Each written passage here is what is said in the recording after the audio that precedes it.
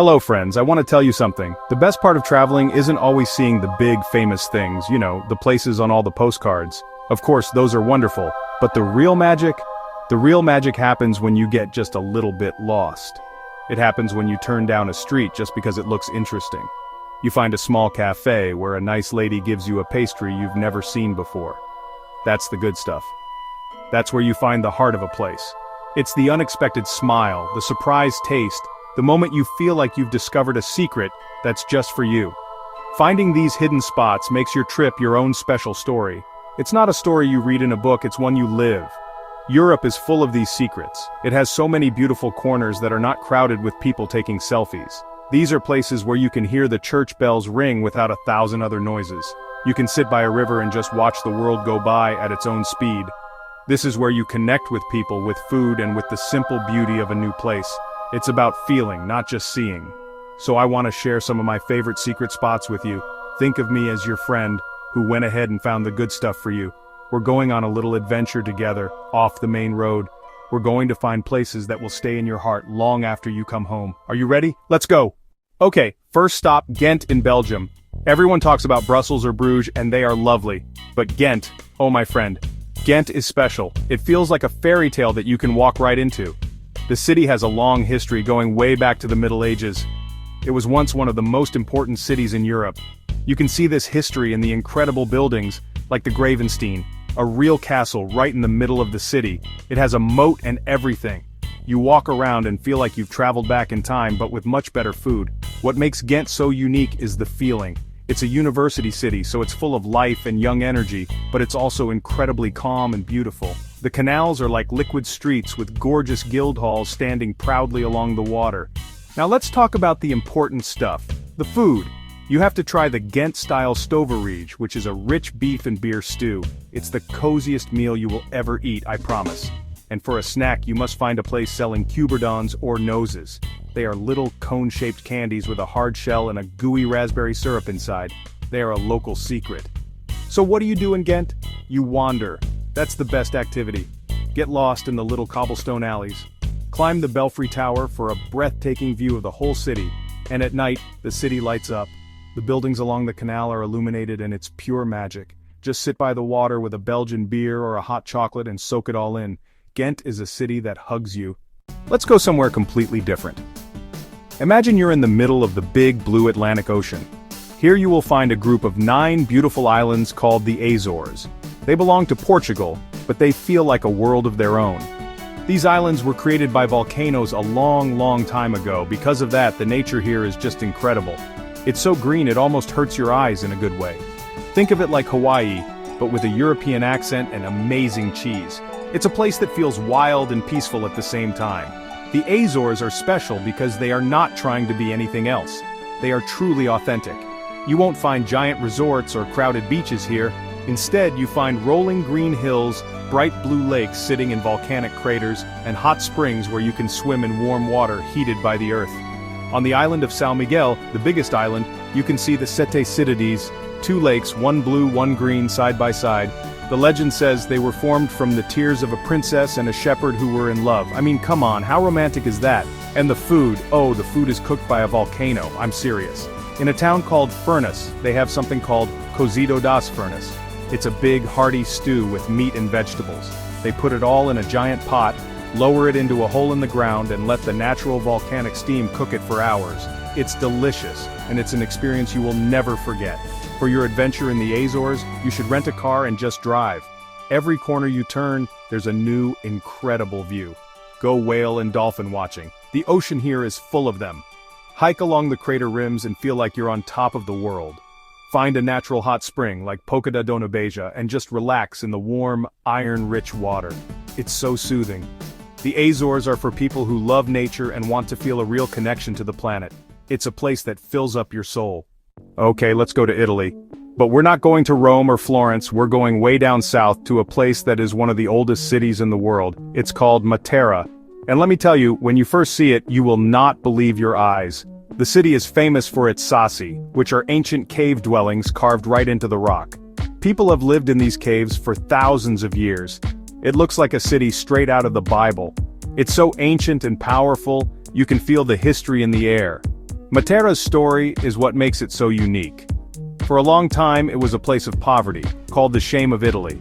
But then, people started to realize how special it was. They began to restore the caves, turning them into beautiful hotels, restaurants, and homes. So now, you can sleep in a cave. A very comfortable, beautiful cave with Wi-Fi, of course. It's this mix of ancient history and modern life that is just fascinating. Walking through the Saaremaa at night with all the little lights twinkling is one of the most magical experiences you can have. Food in this part of Italy is simple, rustic, and so good. You have to try the pane di Matera, a special bread made with local durum wheat. It's shaped like a mountain and it's delicious. Find a little trattoria in a cave and order some orecchiette pasta with a simple tomato sauce or turnip tops, and you must try crappiata, which is a hearty soup made with legumes and grains. It's a traditional peasant dish that tells the story of the city's past. So what do you do in Matera? You explore the Saaremaa, you wander through the labyrinth of narrow alleys and stairways. You can visit a casa grata, a cave house furnished to show how people used to live.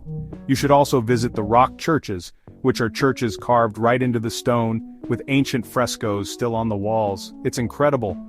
And the best thing to do is to find a viewpoint across the ravine, sit down, and just watch the city as the sun sets.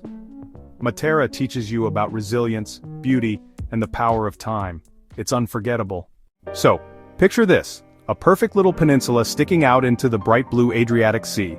On this peninsula is a town with red-tiled roofs, a big beautiful church on a hill, and a main square that looks like it was plucked right out of Venice. This is Piran, a jewel on the tiny coast of Slovenia. Slovenia is a country full of hidden treasures, and Piran is honestly one of its shiniest. For centuries it was part of the Venetian Republic, and you can see that influence everywhere, from the architecture to the food. It's kind of like visiting Venice, but without the crowds and the high prices. What makes Piran so special is its intimate scale. It's small enough that you can walk everywhere. You can't even drive in the old town center, which makes it so peaceful and quiet. The heart of the town is Tartini Square, a beautiful oval-shaped marble square named after the famous violinist Giuseppe Tartini, who was actually born here. You can sit at a cafe on the square, drink a coffee, and feel like you are in an Italian movie. The whole town is a maze of narrow, winding streets that all seem to lead to the sea. And honestly, getting lost here is a joy. Let's talk about seafood. Being right on the coast, Piran has some of the freshest, most delicious seafood you can imagine. Go to a little restaurant along the harbor and order whatever the fishermen caught that morning.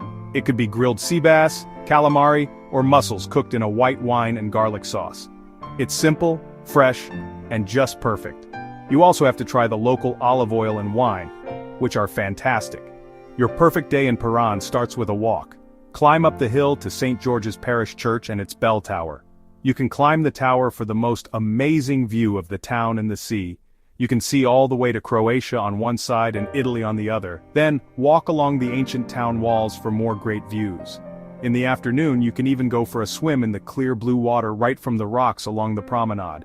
At sunset, find a spot by the water, maybe with a glass of local Malvasia wine, and just watch the sky turn pink and orange. Piran is pure romance. Let's head north to a place that feels a little bit wild and mystical. Welcome to Saaremaa, the largest island in Estonia. Getting here is part of the adventure. You take a ferry across the Baltic Sea. As soon as you arrive, you feel the pace of life slow down. Saaremaa is a place of deep forests, old windmills, and a rugged coastline. It's where Estonians go to relax and connect with nature. It has a long history of Vikings and medieval knights. And you can feel those old stories in the wind. The island's uniqueness comes from its deep connection to nature and tradition. It's not a flashy place. Its beauty is quiet and humble. You'll see old juniper fields, traditional thatched roof farmhouses, and stone fences that have been there for centuries. The symbol of the island is the windmill, and you can visit the Angla Windmill Park to see a group of them standing together like old friends. The people of Saaremaa are known for being resilient and having a great sense of humor. They have their own dialect and a strong island identity. They are proud of their home. When it comes to food on Saaremaa, think local and natural. The island is famous for its smoked fish, especially flounder. You have to try it. It's smoky and delicious. Another local specialty is homemade beer, or koduolu. It's often strong and has a unique rustic flavor that you won't find anywhere else. And you can't leave without trying the local black bread, which is dark, dense, and slightly sweet. It's perfect with some fresh butter and smoked fish. It's simple food that comes straight from the land and the sea. To explore Saaremaa, you should visit the main town, Kuressaare. It has a magnificent medieval castle that is one of the best preserved in the Baltics. You can walk across the drawbridge and explore its rooms and courtyards. Then go see the Kali meteorite crater, a group of craters formed by a meteorite thousands of years ago. It's a powerful place that makes you think about the universe. But the best thing to do is to just drive or bike along the quiet country roads, stop at a deserted beach, and listen to the sound of the waves. Saaremaa is a place for quiet reflection and deep breaths. Everyone knows Prague, and it is a stunning city. But it can also be very, very crowded. So, I want to let you in on a little secret. Olomouc. It's a city in the Moravia region of the Czech Republic, and it has everything Prague has. A beautiful old town square, amazing architecture, a rich history, but without the hordes of tourists. It's a university city, so it feels young and vibrant. People here are relaxed and friendly, and you feel like you've stumbled upon a real Czech city, not just a tourist destination. What makes Olomouc so cool and different is its vibe. The main square is huge and beautiful, with a stunning town hall and an astronomical clock. Yes, just like Prague's, but with little workers instead of apostles. But the real star of the show is the Holy Trinity Column, a massive Baroque monument that is a UNESCO World Heritage Site. It's breathtaking. The city is also famous for its fountains.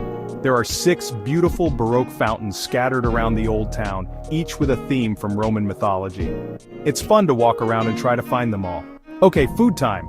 You are in Moravia, which is a region known for its amazing food and drink. The one thing you absolutely must try in Olomouc is the local cheese, called Olomouc Tverouski. Now I have to be honest with you, it is famous for being very, very stinky.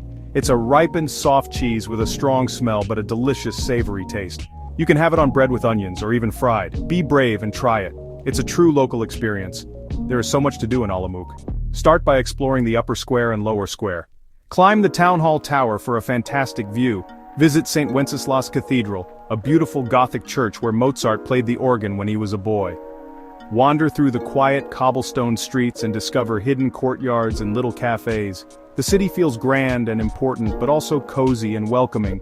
It's the perfect place to just slow down, enjoy the beauty around you, and feel like you've discovered one of Europe's best-kept secrets. Because you have.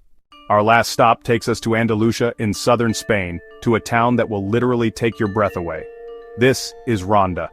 The town is built on a massive plateau, and it is split in two by a deep, dramatic gorge called El Tajo. The gorge is over 100 meters deep. And connecting the two parts of the town is an incredible bridge, the Puente Nuevo, or New Bridge. When you stand on this bridge and look down into the gorge, it's a feeling you will never, ever forget. It's powerful, a little scary, and absolutely beautiful. Ronda's location is what makes it so unique. It feels like a city floating in the sky. The old part of the town, La Ciudad, has Moorish roots with winding white streets. The newer part, El Mercadillo, is where you find the shops and restaurants. The bridge connects not just two pieces of land but also two periods of history. Ronda is also famous for being the birthplace of modern bullfighting. You can visit the Plaza de Toros, one of the oldest and most beautiful bull rings in Spain. It's a place full of passion and history. Let's eat. In Andalusia, food is all about tapas. These are small plates of delicious food that you can share.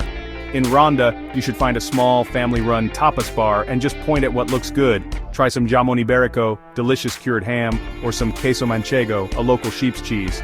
A must-try local dish is rabo de toro, a rich stew made with oxtail that is slow-cooked until it is incredibly tender.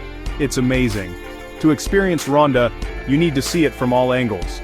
Walk across the Puente Nuevo and take a million pictures. Then find the path that leads down into the gorge. Looking up at the bridge from below gives you a whole new perspective on how incredible it is. Explore the whitewashed streets of the old town and discover hidden gardens and beautiful old mansions like the Palacio de Mondragón. Find a viewpoint or mirador at sunset and watch the golden light fall over the surrounding countryside. Ronda is a place of drama, beauty, and unforgettable views.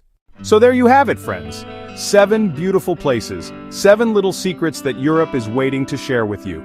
From the fairytale canals of Ghent to the volcanic heart of the Azores, from the ancient caves of Matera to the sky-high city of Ronda. These places are more than just dots on a map. They are experiences. They are feelings. They are the taste of a strange new cheese, the sound of a language you don't understand, and the smile of a stranger who makes you feel welcome. They are the stories that you will tell for the rest of your life. The world is a big, wonderful book, and it's a shame to only read the first page. The famous cities are famous for a reason, and they are wonderful. But the real adventure, the real connection, often happens when you step off the well-trodden path. It's in these quieter corners that you have the space to breathe, to look, and to really see. You find a piece of the world that feels like it's just for you, and in doing so, you might just find a new piece of yourself too. It's about being a traveler, not just a tourist, so my advice to you is this: be curious. When you are planning your next trip, look for the smaller names on the map. Read a blog, talk to a friend, or just pick a place that sounds interesting. Don't be afraid to get a little lost. The best discoveries are rarely planned. Eat the thing you can't pronounce. Try to say hello in the local language, even if you get it wrong. People appreciate the effort. People are the best part of any trip. They are what turn a place into a memory. Go find your own hidden gems. Go find your own story. It's out there waiting for you. It might be in a little fishing village, a mountain town, or a city that nobody you know has ever heard of, but it will be yours. And that is the most beautiful souvenir of all. So, what are you waiting for? The world is hungry. Go feed it. Go have an adventure. I'll be out there looking for my next great meal, and my next new friend, and I hope to see you along the way. Happy travels.